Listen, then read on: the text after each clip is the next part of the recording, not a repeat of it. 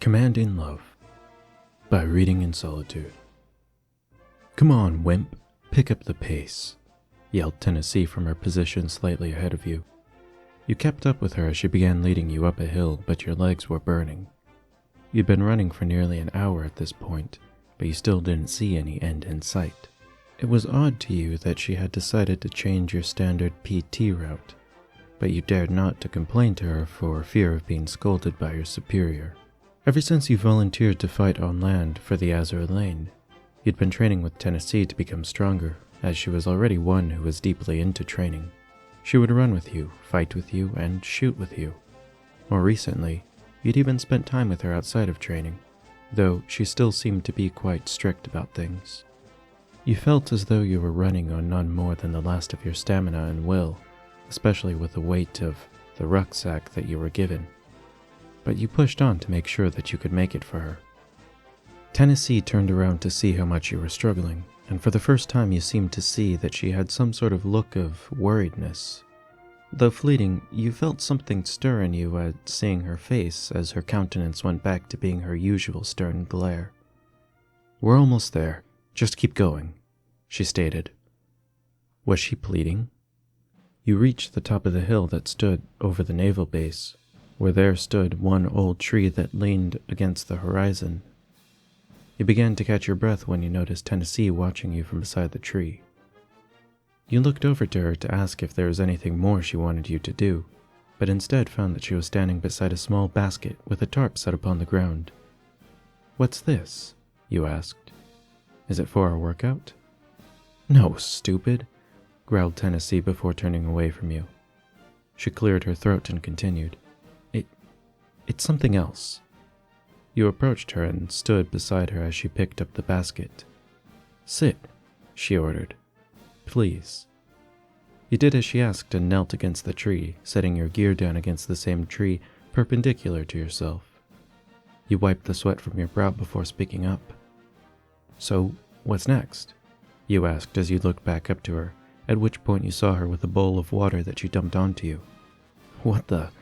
you started before being answered by Tennessee. "Wash up," she ordered. "Wash up?" you asked. "But we have another trek to take on the way back." "Just do it," she said, handing over a bar of soap and a pre-warmed shower bag.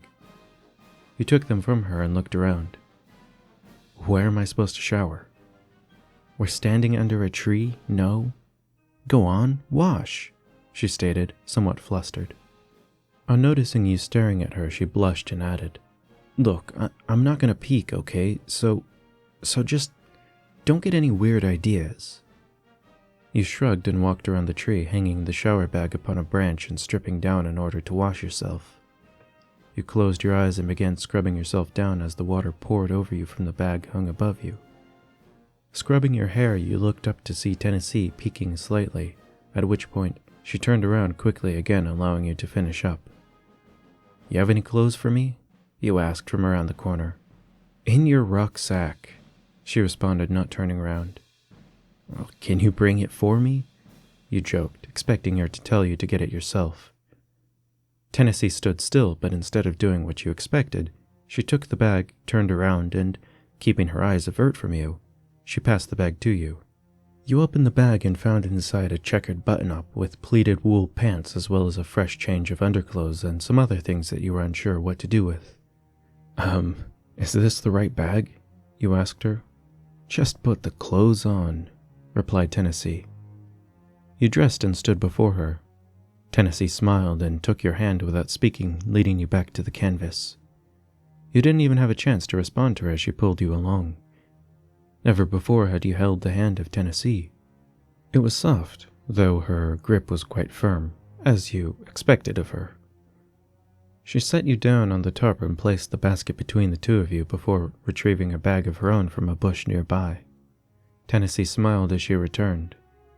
"Now I'm going to go get dressed, and don't you dare even think of peeking.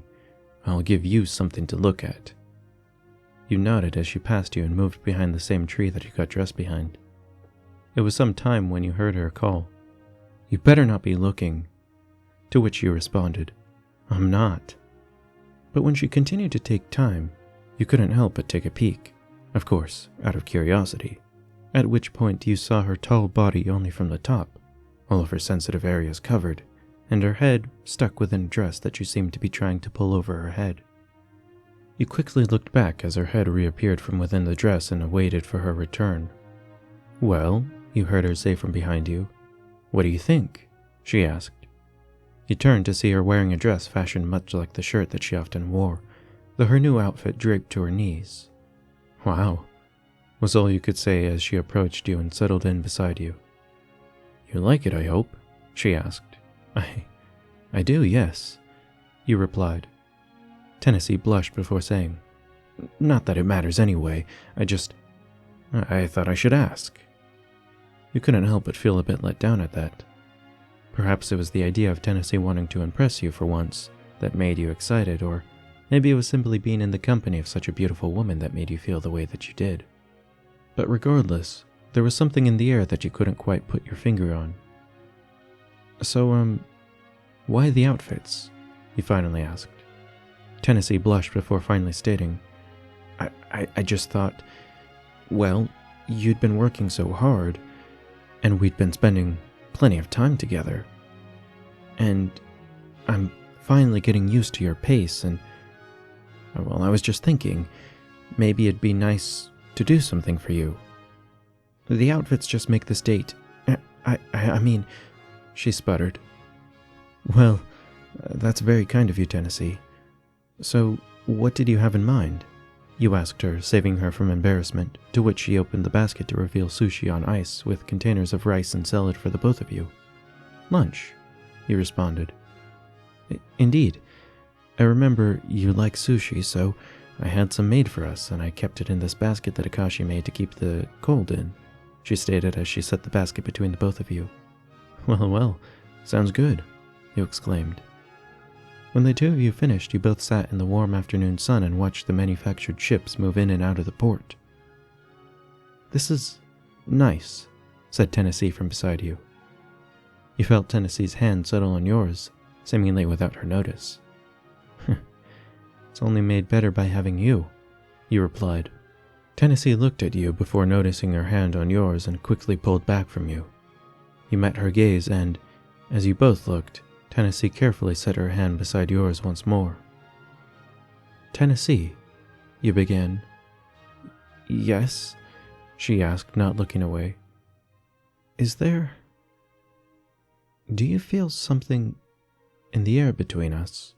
you asked. Tennessee moved closer to you, whispering, "Yes, I think so." "Is there something you wanted to tell me?" you asked her, moving closer to her still. Tennessee blushed, struggling to keep eye contact with you. You got an idea and whispered, "Do you trust me?" Tennessee said nothing, but you followed up with another question. "If so, will you close your eyes for me?" Tennessee did so, allowing you the chance to make a move and kiss her. The two of you held each other's lips for a moment before pulling apart. Tennessee smiled at you as you moved away from her. "So, you finally had the guts to make a move on me?" she asked in a voice more characteristic of her usual tone, though not the reaction you expected, of the one who might be seen in ways as your drill sergeant. "Well, somebody had to," you joked. "Oh? You think I don't have guts?" she asked, becoming more assertive. You closed your eyes and shrugged, deciding to test your luck. It was then you felt a blow to your chest from Tennessee, knocking you onto your back. You opened your eyes to find Tennessee climbing on top of you. "I told you if you peeked I'd give you something to look at," she smirked. You saw?" you gasped. "Oh, I saw many things from you today. And I think I'd like to see many, many more," she laughed. You smiled as you allowed yourself and your love to the command of Tennessee.